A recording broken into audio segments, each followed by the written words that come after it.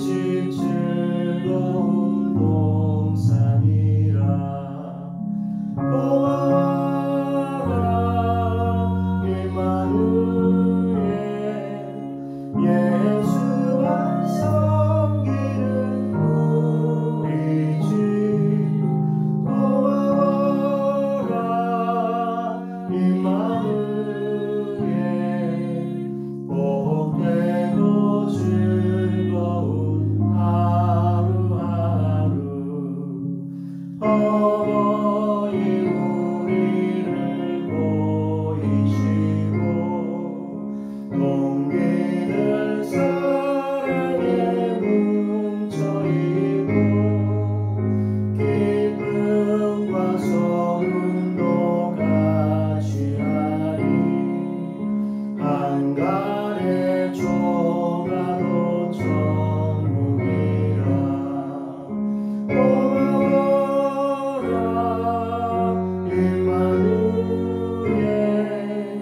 예수만 섬기는 우리 집.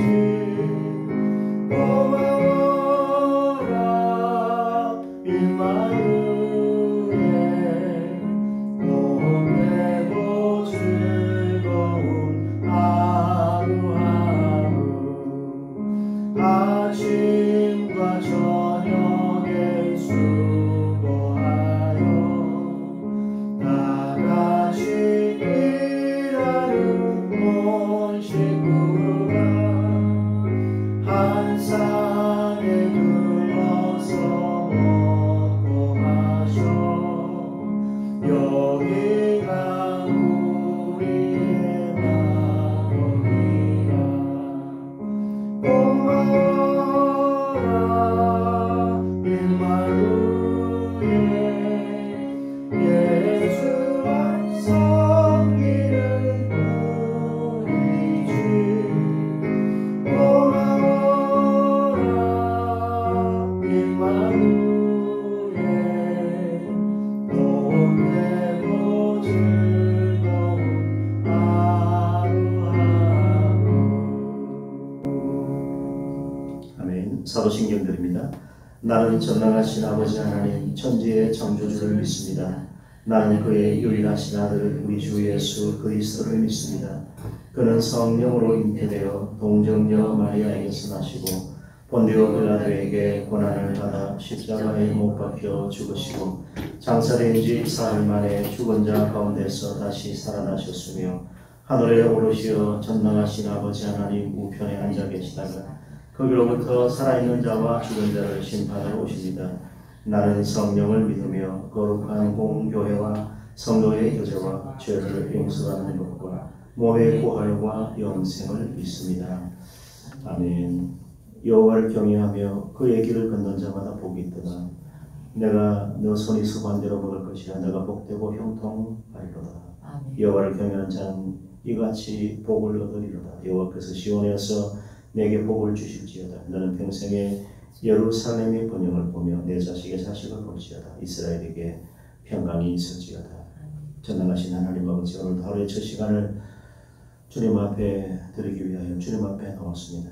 저희들에게 소중한 생명과 복을 주시고 하나님을 찬송하게 하시고 기도하게 하시고 말씀 가까이 나오시도록 인도하여 주시옵소서. 은혜의 보좌 앞에 나갈 담대함을 얻게 하시고 오늘도 시온에서 우리를 기다리시는 전능하신 여호와 하나님 앞에 우리의 몸과 마음을 드리며 주님을 뜨겁게 사랑하며 예수 그리스도를 믿고 의지하는 복된 믿음의 길을 갈 수 있도록 인도하여 주시옵소서. 예수님의 십자가 보혈로 우리의 모든 죄와 허물을 씻어주시고 우리의 죄를 자백하오니 우리를 죄 없이 하시며 우리의 죄를 동에서 수먹을 같이 멀리 옮기시고 깊은 바다에 던지셔서 발로 밟으시는 우리를 구원하시는 하나님의 은혜와 사랑이 우리의 심령과 가정과 교회 위에 우리 믿음의 자녀들에게 임하게 하여 주시옵소서. 이 아침에도 연약한 우리 하루들을 찾아가 주시고 오직 치료의 소망으로 예수 그리스도를 믿음으로 담대히 바라보니 우리 하나님의 능력의 발로 붙드시고 예수님의 피 묻은 손으로 안수하여 주실 때에 모든 질병이 다 떠나가게 하시고 질병의 고통 가운데서 신음하며 얻어기는 우리 주의 백성들이 하나님의 능력으로 다시 일어나서 하나님을 찬양하며 또 하나님의 이름을 높이 간증할 수 있도록 주께서 치료의 은총으로 역사하여 주시옵소서. 간절한 마음으로 사모하는 심령으로 주 앞에 들 기도하는 믿음의 동력자 우리 기도의 사명자들을 보내주시면 감사합니다. 함께 기도하며 중보하는 마음으로 우리 공동체와 우리 믿음의 모든 권속들을 위해서 엎드려 빌 때에 하나님의 뜻이 온전히 이루어지게 하시고 우리가 알 수 없는 우리가 생각할 수 없는 놀라운 은혜와 평강으로 우리의 심령과 가정과 자녀에 함께하여 주시옵소서. 우리가 마음에 생각하는 것보다 더 능히 넘치도록 역사하실 하나님 아버지, 이 아침에도 우리의 모든 기도와 간구를 들으시고 하나님께서 선한 길로 인도하시며 주의 선한 손이 우리를 도우셔서 언제나 어디서나 주님과 함께 동행하게 하여 주시옵소서. 우리 자유 대한민국을 지켜주시옵소서. 저 국내 어두운 땅에도 안정과 평안이 임하게 하시고 저 인권과 모든 것이 유린되고 억압당하는 저 압제의 땅에 하나님의 복음의 빛이 비춰질 때에 모든 독재의 어둠의 우상 세력들이 다 떠나가게 하시고 우리 하나님 은혜 가운데서 우리 이 한반도가 진정한 평화 속에서 땅끝까지 주의 복음을 전가하는 제사장 나라가 될 수 있도록 주께서 이 70년이 지난 뒤에 이제 역사하여 주시옵소서. 주님 오실 날이 가깝습니다. 깨어 기도하게 하시고 악한 더러운 마귀가 우는 사자같이 돌아다니며 삼킬자를 찾는 이때에 우리 교회가 각성하고 우리 한국교회가 깨어나게 하시고 지도자들이 하나님의 뜻 가운데 우리 공동체를 품고 기도하는 지도자들이 다 될 수 있도록 인도하여 주시옵소서. 우리 다음 세대 우리 자녀들을 기억하여 주시고 언제나 어디서나 존귀한 주의 백성으로 살아가게 하여 주시는 이 어둡고 악한 세대 가운데서 하나님의 말씀을 본받고 주님을 우리가 배우고 따라가는 우리 하나님의 자녀들이 되게 하여 주시옵소서. 주의 말씀으로 교훈하여 주시고 여호와 하나님을 경외하는 지혜를 갖게 하시고 말씀을 듣는 지혜를 주시고 그래서 사무엘처럼 요셉처럼 다니엘처럼 여호수아처럼 에스더처럼 하나님께서 인도하는 믿음의 인재로 자라가게 하여 주시옵소서. 타지에서 또 멀리서 생활하는 또 우리가 전도해야 할 영혼들이 많이 있습니다. 주께서 그들의 마음을 열어주시고 함께 주님께서 기뻐하시고 영광 받으시는 거룩한 교회를 세워나갈 수 있도록 주님 역사하여 주시옵소서. 이 아침에도 주의 성령이 운행하시고 통치하시고 우리의 마음을 주관하시고 주장하여 주셔서 우리의 기도를 도우시며 말할 수 없는 탄식으로 우리를 인도하여 주셨고 주만 바라보며 우리의 모든 심령을 쏟아서 기도하는 복된 시간 되게 하여 주시옵소서. 우리 성도의 산업과 생업, 직장, 사업장에 함께하여 주시고 우리 하나님께서 보살펴 주시고 경제 안파와 에너지 안파와 여러 가지 식량 위기와 기상 위기로 인해서 역병이 전쟁이 온 세계에 퍼져 있는 이 땅 가운데서 하나님께서 금일과 자비를 베푸시고 이 땅을 고쳐주시고 새롭게 회복시켜 주시옵소서. 예수님의 이름으로 기도합니다. 아멘. 고린도전서 7장입니다.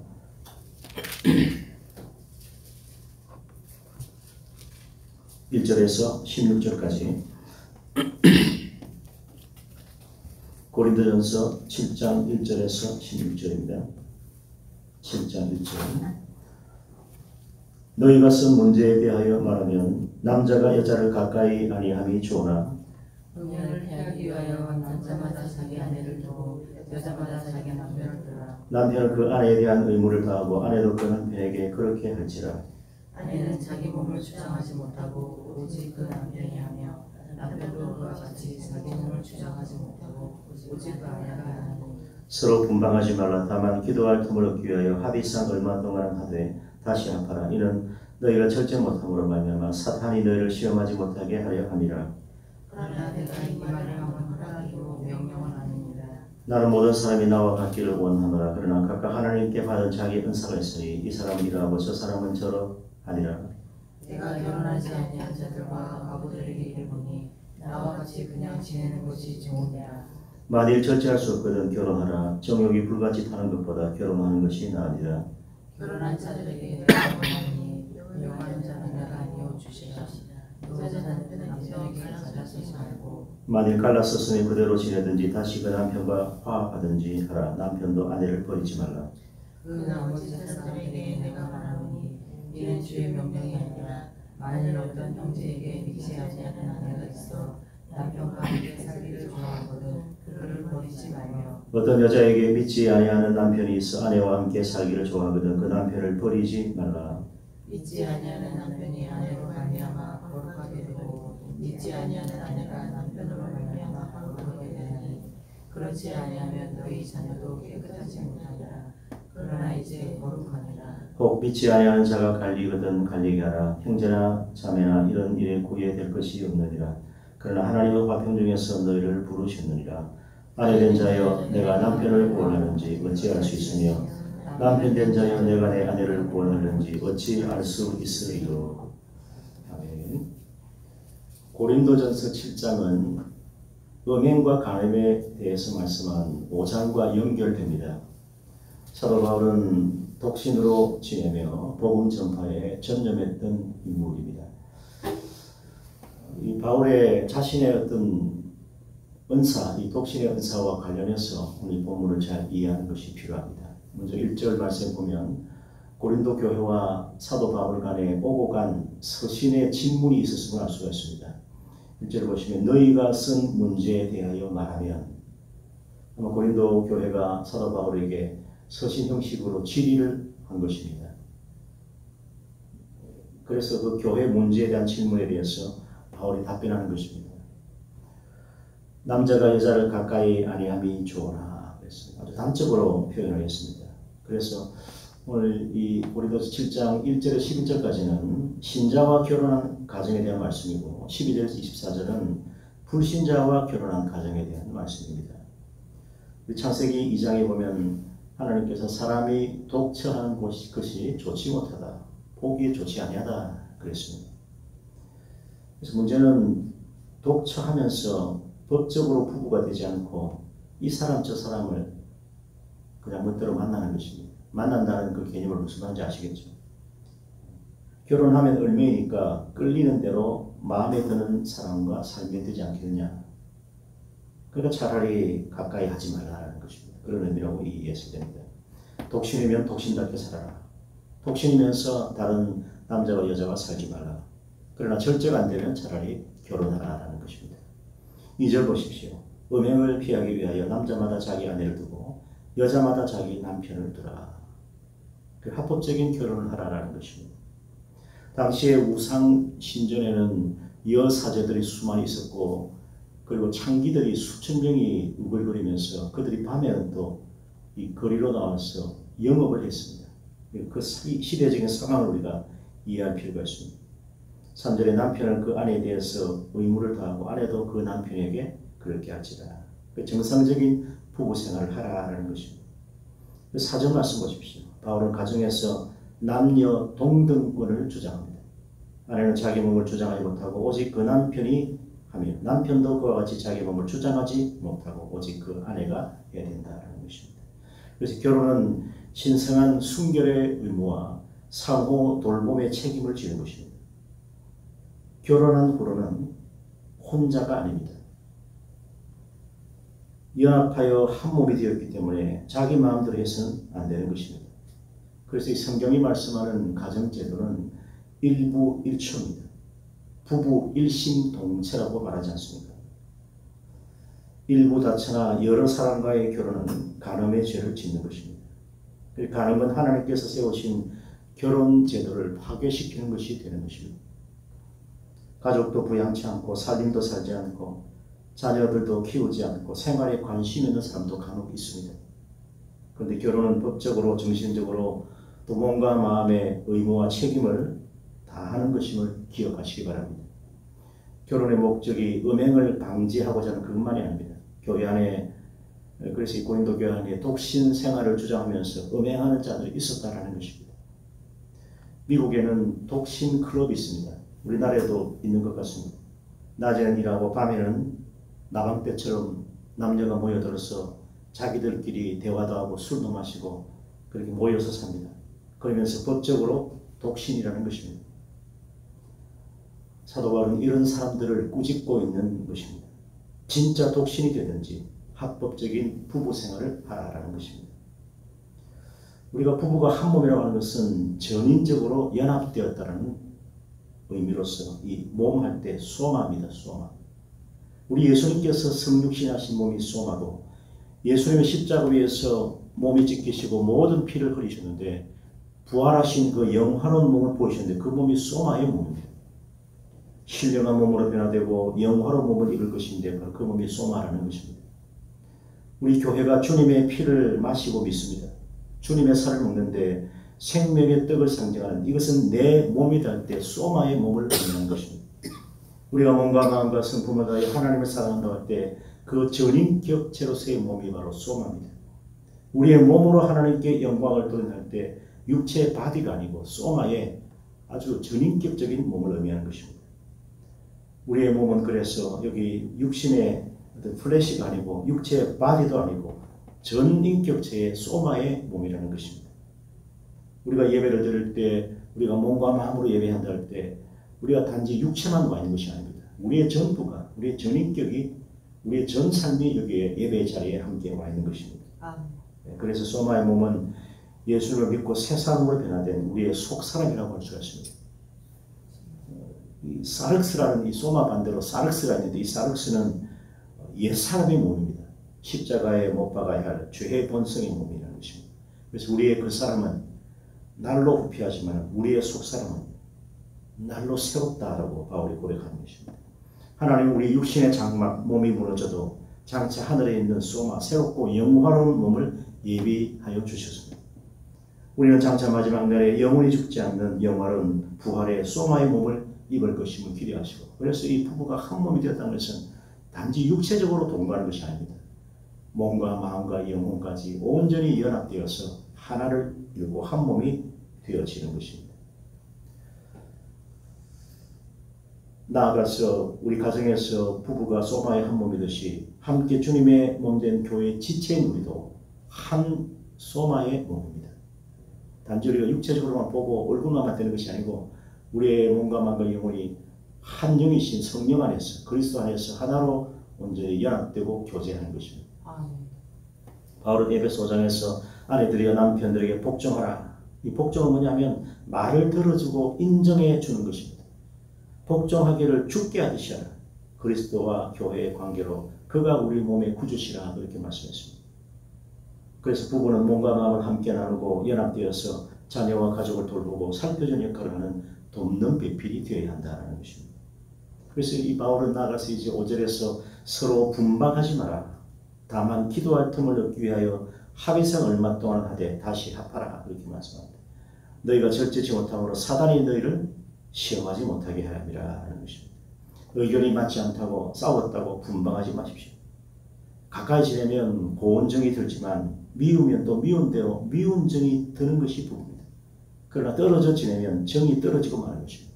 서로 존중히 여기고 합의함으로 신뢰관계가 여러분 깨트려져서는 안 되는 것입니다. 그리고 마귀가 틈을 타게 됩니다. 결혼하면 미우나 고우나 부부입니다. 근데 절제가 무너지게 되면 음행으로 사탄의 시험을 받게 되기 때문에 마귀에게 틈을 주지 말라는 것입니다. 유대의 샴마이라고 하는 학파는 엄격하게 2주 동안만 분방을 허용하고 힐렐 학파라는 유명한 학파는 1주간만 분방을 허용했습니다. 그래서 사단이 틈을 타기 때문에 우리는 그 틈을 타지 못하게 됩니다. 사탄은 어떤 특기를 가지고 있냐면 육신의 정욕, 안목의 정욕, 이생의 자랑으로 우리를 끊임없이 유혹하고 시험하는 것입니다. 마귀는 가정에서도 성적 욕망으로, 물질적 욕망으로, 명예적 욕망으로 넘어뜨리고 멸망에 이르게 하는 것이 계획이고 이 사단의 목표입니다. 따라서 사탄이 시험하지 못하게 해야 하는 것입니다. 사단은요, 우리가 틈을 주면 시험하고 틈을 주지 않으면 시험하지 못합니다. 그래서 결혼하고 나서 분방을 오래 하면 사탄에게 틈을 주게 되는 것입니다. 사랑하는 여러분, 우리는 사탄에게 틈을 주어서 시험에 빠지는 일이 없기를 주님의 이름으로 축원합니다. 6절 보십시오. 그러나 내가 이 말을 하면 허락이요 명령은 아니니라. 허락이라는 바울이 절개 표현한 하나님의 뜻이라는 것입니다. 이 말은 성령의 감동으로 내가 권면하고 성령의 은혜로 권면하는 것이지 명령은 아니다라는 것입니다. 그러면서 7절에 바울은 독신을 자처하지 않습니까? 그래서 나는 모든 사람이 나와 같기를 원하노라. 이 바울은 이방인들에게 선교도 해야 되고 그래서 매도 맡기도 하고 감옥에도 갔습니다. 먼 거리 장거리 여행도 했습니다. 그래서 결혼이라는 것은 참 성립이 안 되는 그런 상황이었습니다. 그래서 바울은 홀로 독처하기를 자처했습니다. 그래서 이 독처도 나름대로 은사라고 바울은 표현을 하고 있습니다. 받은 은사가 다르기 때문에 절대로 이건 강요할 수가 없다. 명령할 수가 없다. 하나님은 바울이 사도의 직분을 감당하기 위해서 전도의 사명을 전력으로 다 감당하도록 독신을 허락하셨다는 것입니다. 그래서 이어지는 말씀 보십시오. 7절에 그러나 각각 하나님께 받은 자기의 은사가 있다. 그 바울은 이 독신이 은사라고 주장하는 것입니다. 이 사람은 이러하고 저 사람은 저러하다. 어떤 의미에서 바울은 결혼을 잘 몰랐을 것입니다. 우리 동료 베드로는 결혼을 했습니다. 장모님이 있었습니다. 장모님이 열병에 하나 누웠을 때 가버나움에 예수님을 모시고 신방을 가게 해서 그 열병이 치유되는 것을 보지 않습니까? 그래서 교회 전성에 베드로는 컨골디아라고 하는 자신의 아내를 데리고 함께 전도 여행을 했습니다. 바울은 나중에 그 서신서에서 개바만 아내를 데리고 다닐 권위 있느냐? 나도 있다. 그러나 나는 스스로 홀로 독채하기를. 그래서 복음 전파에 전념하기를 원했다라는 것입니다. 이 그리스도인은 어떤 사명이 주어지냐? 일반적인 문화적 사명인데 땅을 경작하고 충만하게 생육하고 번성하고 다스려야 할 책임이 있다는 걸 기억하시고 아마 바울에게 특별히 허락하신 그런 독채 현상입니다. 우리 구교회는 가톨릭은 신부들이 결혼을 하지 않습니다.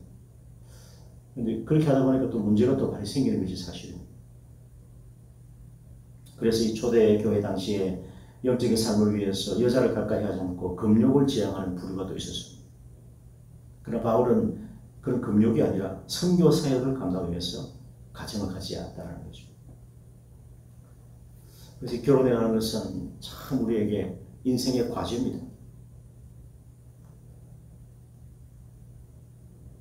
러시아 속담에 이런 말이 있습니다.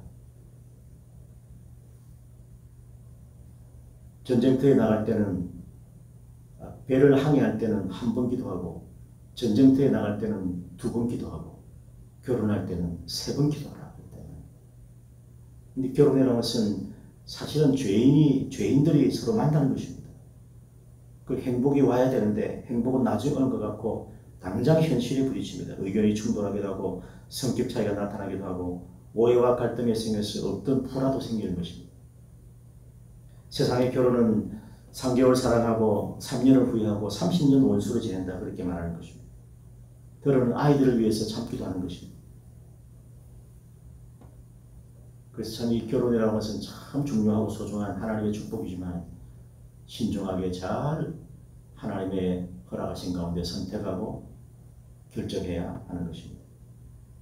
대개 중년 이후에 결혼하는 것은 정신적인 고독을 이기기 위함일 것입니다. 육체적인 본성이 아닙니다.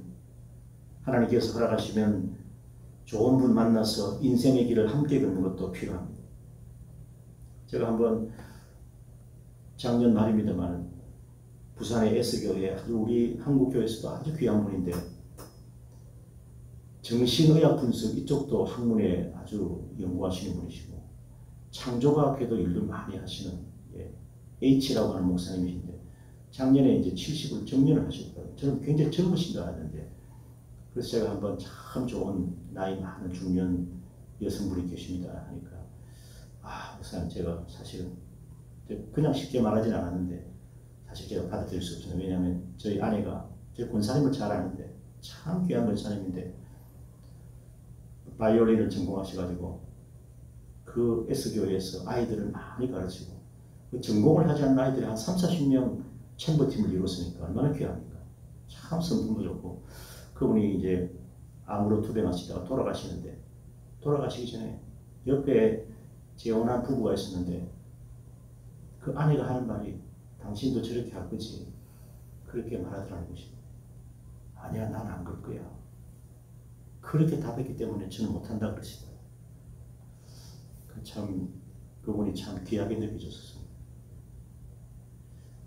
또 아주 오래전에 한 7-8년 전에 되고 있을 때 그 중년을 이렇게 같이 이렇게 저쪽도 목사님 저도 목사니까 이렇게 했었는데 좀 몇 번 만나고 시도하다가 결절이 됐습니다. 쉬운 일이 아닙니다. 하나님께서 허락하시면 허락하십니다. 권유지 강요가 아니다라는 것입니다. 그래서 부부는 서로 상대방의 생각과 요구를 들어주고 서로 배려하면서 섬기는 것이고 영적이고 정신적인 결합입니다. 우리의 가정은 몸과 마음과 정신적인 것과 영혼까지 끌어안아주고 서로 지탱해 줘야 하는 것입니다. 가정이 정말 소중합니다. 교회의 기초는 가정입니다. 가정이 잘 돼야 교회가 잘 되고, 교회가 잘 되면 가정이 잘 됩니다. 여러분, 교회가 화목하고 평안해야지 교회가 분쟁이 일어나면 예배 마치고 집에 가다가 부부싸움합니다. 이편저편 하다가 말이죠. 그렇게 되는 것입니다. 그리고 가정이 평안해야 평안한 마음으로 교회가 돼요. 그 교회도 평안하게 되어지는 것입니다. 우리의 가정이 온전히 한 몸을 이루어서 서로에 대한 책임을 다하는 아름다운 사랑의 관계로 회복될 수 있기를 간구하시기를 축원합니다. 우리가 흔히 그렇게 말합니다. 남편과 남자와 여자가 만나서 결혼하기 전에는 죽도록 사랑한다고 그러는데, 언제 죽도록 사랑해야 되냐면 결혼하고 나서부터, 그때부터 죽도록 사랑해야 됩니다. 결혼하기 전에 죽도록 사랑은 그건 큰 의미가 없습니다. 정말 죽도록 사랑할 것은 결혼한 이후에 부부가 되어서 죽도록 사랑해야 하는 것입니다. 그래야 가정이 온전히 지켜지고 하나로 화평할 수가 있는 것입니다. 이어지는 말씀은 이제 하나님께서 가정을 세우신 더 궁극적인 큰 목적이 있는데 바로 성교를 위한 것이라는 것입니다. 그래서 바울은 자신과 같이 그냥 독신으로 지내는 것도 좋지만 절제할 수 없거든 결혼하라고 하는데, 8절 보십시오. 내가 결혼하지 아니하는 자들, 이거 누구냐면 호랍입니다. 호랍이. 영어 성경에 호랍이라고 되어 있는데, 그래서 결혼하지 않는 호랍이와 과부들에게 이른다라는 것입니다. 나와 같이 그냥 지내는 것이 좋으니라. 근데 여러분, 그렇게 하면 어떻게 되겠습니까? 인류는 얼마 안 가서 멸종하게 되지 않겠습니까? 그런데 바울이 이렇게 말하는 이유가 있습니다. 당시에는 신앙의 그 박해와 핍박으로 환란이 극심했습니다. 그래서 주님이 속히 오시기를 기다렸다는 것입니다. 속히 재림하셔서 다 갚아주시고 우리는 천국에 갈 것이니 굳이 결혼할 필요가 없다라는 것입니다. 우리 살 날이 얼마 안 남았는데 그냥 살자라는 것입니다. 그런데 우리 예수님은 마태복음 24장에서 이 세상의 종말은, 우리 주님 다시 오실 날은 아들도 모르고 천사도 모르고 하나님은 아신다라고 예수님 말씀하셨습니다. 우리 그 날을 알지 못하기 때문에 우리 오늘 한 그루의 사과나무를 심는 마음으로 소망을 가져야 합니다. 그러나 중요한 것은 정작 이 세상의 결혼보다 하늘나라에 대한 혼인잔치 소망이 더욱 크다라는 사실입니다. 그래서 절제치 못함에 마냥 행음에서 사단에게 틈을 주는 것이니 결혼하는 것이 낫지 않겠느냐라고 권유하는 것입니다. 9절 보십시오. 만일 절제할 수 없거든 결혼하라. 정욕이 불타는 것보다 결혼하는 것이 낫다라는 것입니다. 그래서 10절부터는 이제 결혼한 가정에 대한 교훈입니다. 부부는 신앙의 문제와 간음과 사별하는 것 외에는 갈라서지 말아야 합니다. 그래서 혼인한 자들에게 주의 이름으로 이제는 바울이 명령하는 것입니다. 10절 보십시오. 결혼한 자들에게 내가 명한다. 명하는 것은 주님이시다는 것입니다. 단호합니다. 여자는 남편에 의해서 갈라서지 말라. 만약 갈라섰으면 그대로 지내더니 다시 그 남편과 화합하는 자, 남편도 아내를 버려서는 안 된다. 그 당시 남편들은 초대 특별히 유대인들을 보면 음식을 잘 못한다고 이혼을 강요하는 그런 모습도 있었습니다. 너무 목소리가 크다고, 너무 떠든다고 그런 이유가 안 되는 것입니다.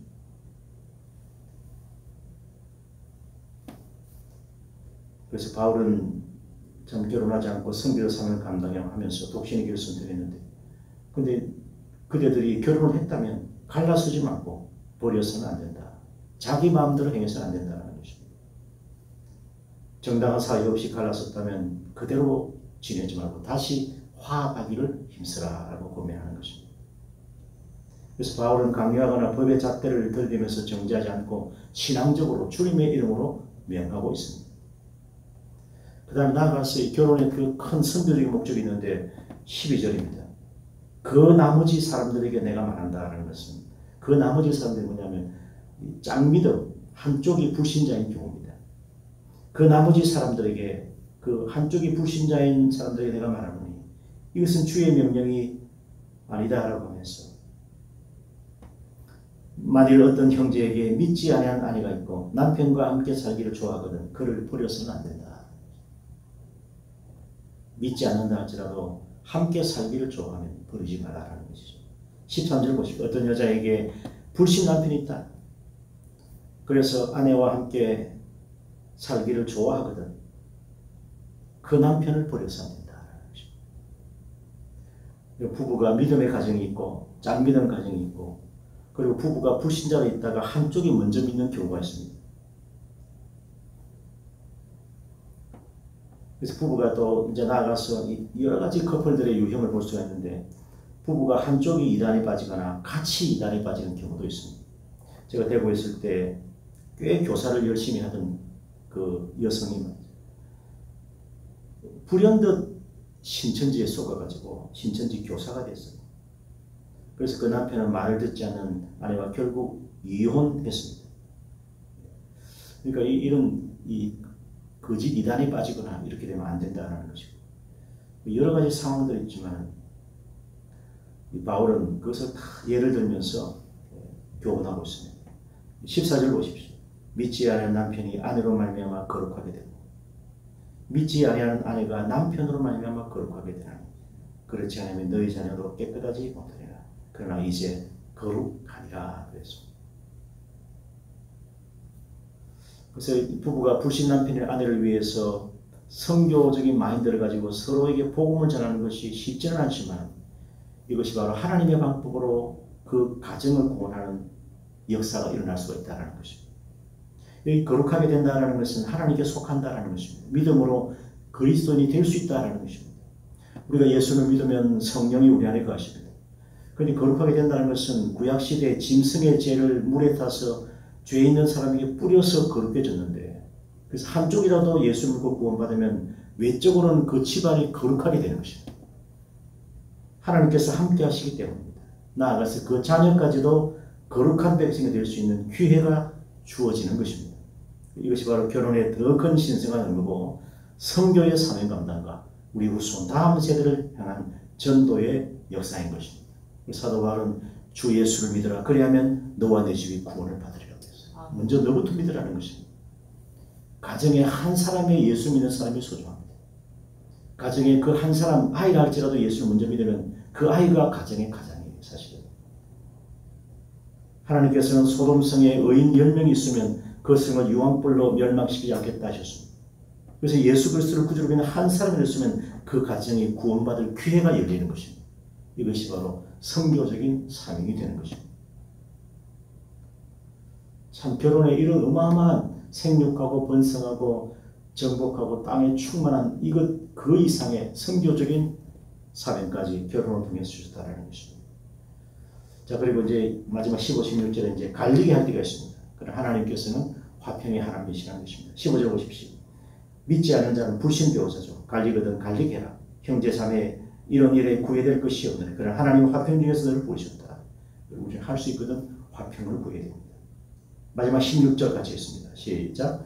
아내 된 자여 내가 남편을 구원하는지 어찌 알 수 있으며 남편 된 자여 내가 내 아내를 구원하는지 어찌 알 수 있으리요. 그래서 우리 그리스도인은 어떤 상황과 관계에서든지 항상 다른 사람에게 그리고 소중한 사람에게 구원의 도움을 줄 가능성을 가지고 있어야 되는 것입니다. 그러면 성급하게 속전해서는 안 됩니다. 하나님의 구원 계획과 거룩한 뜻이 어디 있는지 알아야 하는 것입니다. 일단 부부가 되면 끝까지 참고 불신 배우자가 구원에 이르도록 애를 써야 어떤 남편을 보면 교회까지 딱 태워주고 그냥 가버립니다. 그 들어오는 문턱에 들어오는 데가 30년 걸리는 사람도 있구나. 끝까지 인내하면서 하나님께 맡기고 기도하고 간구하면 하나님께서 그 마음을 열게 하여 주시는 것입니다. 들어오는 많은 불신자 남편들이 예수님을 믿는 아내를 핍박하고 못살게 봅니다. 그래도 기도하고 인내하면 마침내 남편들이 예수님을 믿는 것을 볼 수가 있습니다. 세례받고 나중에 집사가 되고 장로가 되기도 하는 것입니다. 그래서 할 수 있거든 하나님 앞에서 자꾸 견뎌야 됩니다. 그러나 마침내 구원의 은총이 임하는 날이 반드시 찾아오게 되는 것입니다. 그러나 예수를 믿는 이유로 끝까지 헤어지자고 하면 할 수 없습니다. 그때는 인생을 재출발해도 하나님 앞에 범죄가 되지 않습니다. 그래서 이걸 교회가 잘 배석을 해야 되는 것입니다. 예수를 믿다가 이혼할 경우는 간음이나 타종교와 이단에 빠지는 것과 사고나 질병으로 사별위에는 허락되지 않습니다. 그러나 한쪽이 일방적으로 외도를 해서 다른 곳에 결혼하면 나머지 삶은 자유롭게 되는 것입니다. 그렇지만은 그리스도인의 가정은 되도록 할 수 있으면 같이 살다가 하늘나라에 함께 들어가는 것이 가장 복되고 좋은 것입니다. 여러분, 이 아침에 우리 가정의 구원과 화평을 위해서 기도하시고 우리 가정을 잘 지켜서 우리의 후손들도 거룩한 하나님의 백성이 되고 찬란한 천국이 임마누엘의 은혜와 평강이 우리의 심령과 가정과 자녀들에게 우리 온 가족의 심령 가운데 임하는 그런 하나님의 구원의 역사가 일어날 수 있도록 기도하는 우리 모두가 되시길 축원합니다. 아멘. 아멘.